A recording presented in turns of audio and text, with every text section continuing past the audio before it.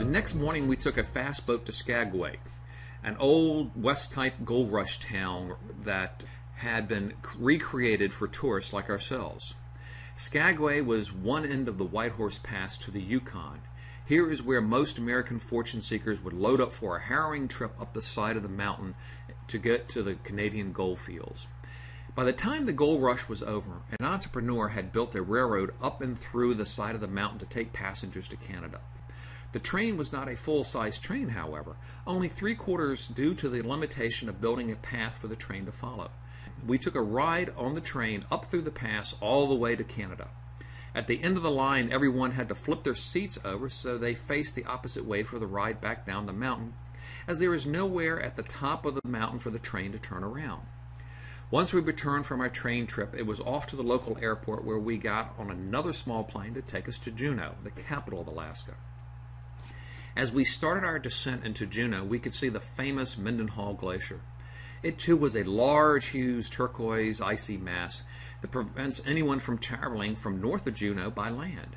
In fact, the topography of Juneau is such that the only way someone can travel to the capital is either by air or sea.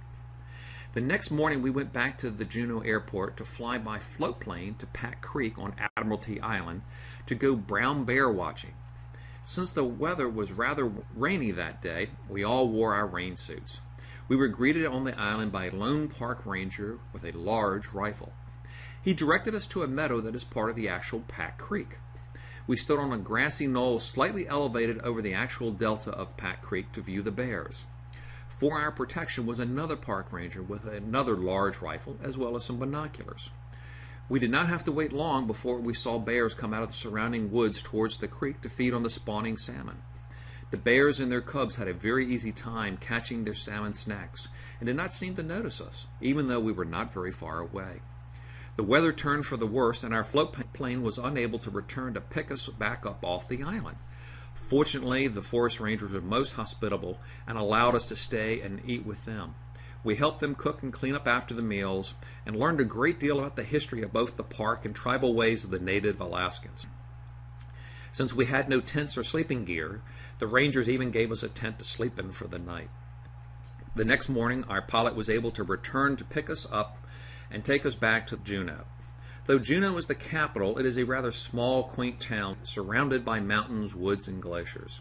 It is still a rather wild place to live, as evidenced by the fact that while we were getting flown back to town that morning, an adolescent bear found its way into the kitchen of the bed and breakfast where we were staying.